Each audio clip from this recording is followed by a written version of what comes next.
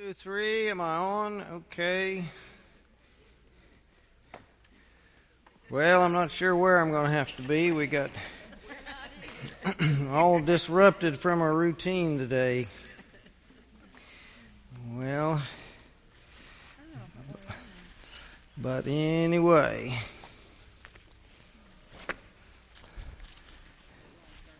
let's get back to where we ended up.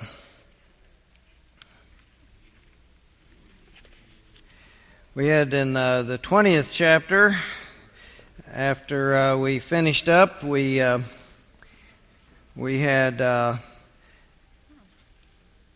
from there Abraham journeyed toward the region of the Negeb and settled toward Kadesh and Shur. And while residing in Gerar as an alien, Abraham and his wife Sarah, "She is my sister," and King Abimelech of Gerar sent and took Sarah. But God came to Abimelech in a dream by night and said to him, "You are about to die because of the woman whom you have taken, for she is a married woman." Now Abimelech had not approached her, so he said, "Lord, will you destroy an innocent people?"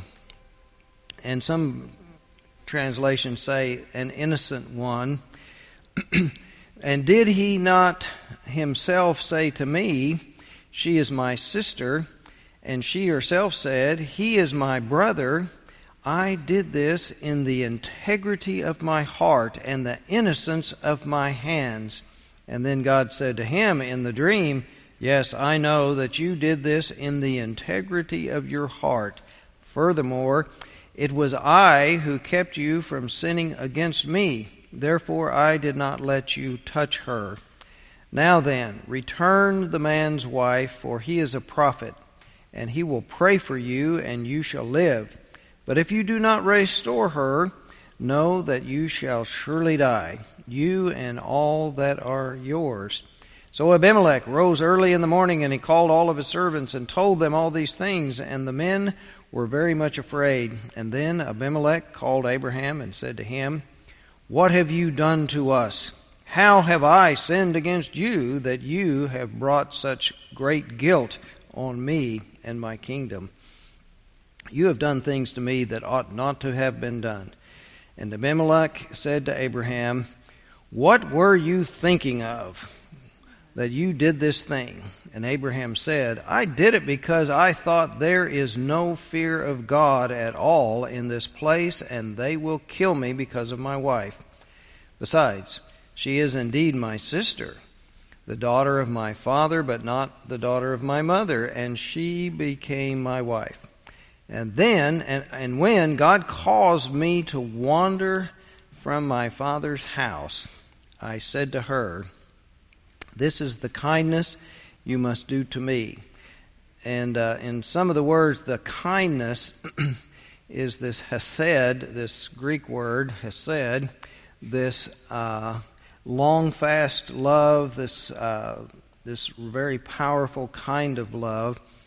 This is the loving kindness you must do for me at every place to which we come. Say of me, he is my brother.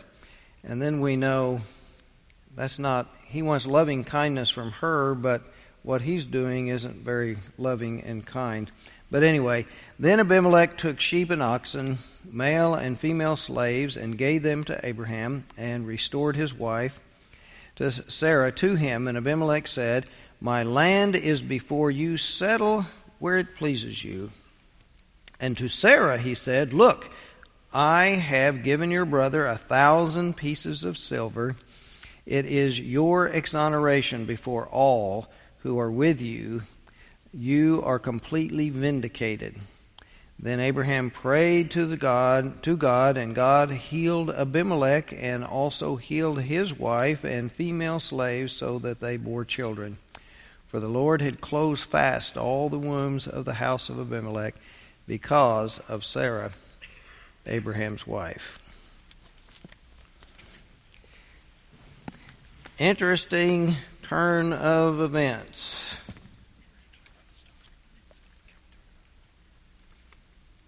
Do we get a cut? Sure. Okay, these guys want to tell us about stock sales. All right. I'm Zach, and this is Woody. We're from the Boston Avenue Senior High Youth, and You guys here okay? it is youth stock sale time.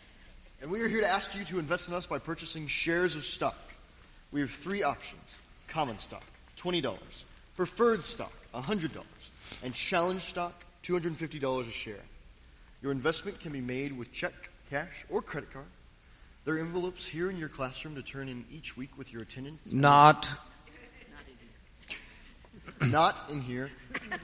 And there will be a stock sale table in Bishop's Hall for 3 Sundays. Is. Every dollar of your contribution goes directly into our church youth mission fund.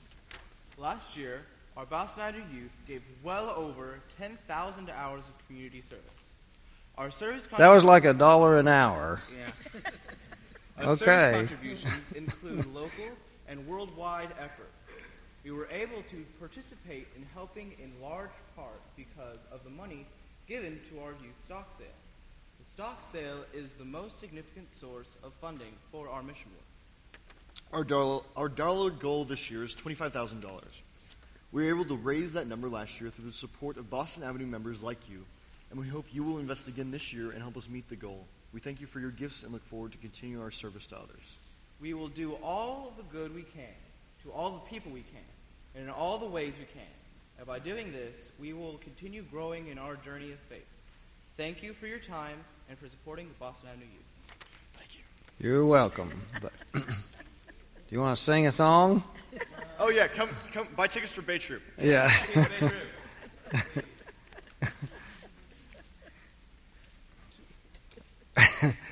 Okay. Well, there we go. I turned to Brueggemann first to start looking at this story, and some of it sounds familiar. Remember, Sarah and Abraham ended up down in Egypt, and Pharaoh took Sarah as a wife and into his harem, and they had all kinds of trouble. Anyway, this is a parallel story, but there are a lot of interesting things in this one that are different and unique. And one of them is that Abimelech has this direct encounter with Yahweh without an Israelite intermediary. There's no angels visiting, showing up at the gate or at the tent and so forth. But it's a direct revelation to him in his dream. And in a sense, in this story, Abimelech seems closer to God than Abraham at this point in the story and journey. But in that interchange, it's kind of like a court case, as it were. Abimelech is accused, then he gives his defense, then he's found innocent, and however, we run into some problems. We might have some problems with the sense of his innocence in that this taking of Sarah, sort of like David took Bathsheba, it's one of those things that might makes right, or the divine right of kings to take what they want. Doesn't seem so innocent. But anyway, but in this conversation, he calls upon his integrity. He's judged to have integrity, and in the biblical scholars analyzing the words, integrity is more equal to, rather than honesty and fair dealing, like we think of integrity today, it's more in great piety. This non-Israelite is trying to live a righteous life, a good life in relation to God's moral code, is what the word there is trying to imply. But then we have Abimelech and Abraham, and they have their comparison. Abraham says of Abimelech that he did not fear God. This is what I didn't think anybody here in this land would fear God. But then we see in the storyline that Abimelech does fear or respect God. And then Abraham fears many things more than he fears God, it seems. And the patriarch, the father of the faith, here is shown to be less faithful and more fearful, which seems to be less faith, more fear seem to go along together. Nevertheless, after the interchange, Abimelech then gives Abraham the freedom to settle anywhere in his land. Instead of saying, look what you've done to us, get out. You are a plague on us. Go away. He invites him to stay. Which seems kind of strange. Seems strange? Yeah, seems strange. And he gives him 1,000 pieces of silver. Doesn't give it to Sarah. That might have... one of the things, the men kind of controlled all the wealth, but if he gave her the money, it might imply that she wasn't innocent. But anyway, the sheep and the oxen, slaves or servants, male and female, and then Abraham prays for Abimelech and his people's healing. And then as an afterthought, we hear what needed healing. God had made the whole nation sterile, which is symbolic of lifeless. They will have no future as a people if they can't have the children and so forth, and then no prosperity. However, the logic of that doesn't work out too well. On the timeline, he takes her that night. He has a dream. The next morning, he calls his servants in, tells them, and then he confronts Abraham, and then he gives them the gifts, and Abraham prays, and then they're healed. I mean, this curse of closing up the womb or causing sterility in one night, it's kind of hard to recognize that that's going on and that there's ill effects. The logic of the timing doesn't quite fit, which seems to be that the sources had different stories, and it may have been in the writing of this, and we're told that it was the Elohist version, that he's pulled some parts of the story together, and these ancients don't have a high degree of working out the logical consequences of some of the pieces of the storyline and making them harmonize. We would have had to have a long time that Abraham was in the land and that Sarah was over there in the harem, and we know she's already pregnant from the earlier part and expecting to have this baby, Isaac, in the spring. So the timeline is very difficult to harmonize. But anyway, even though morally Abimelech is superior to Abraham, as the storyline goes in this chapter, Abraham comes out on top, not by virtue, but because of God's promise and of God's choosing him.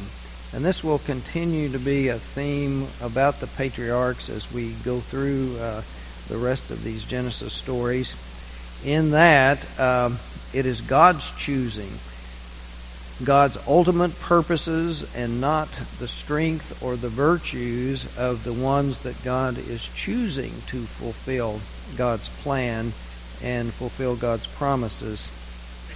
It's kind of like God sides with the underdog, the disadvantaged, sides with the flawed and those that need help in overcoming their problems, which is a great reminder to folks, you didn't do it on your own.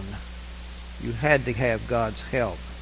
You weren't strong enough, you weren't moral enough, you weren't good enough to do it on your own, so you can't take credit for it. God helped you or God enabled you is a recurring message here.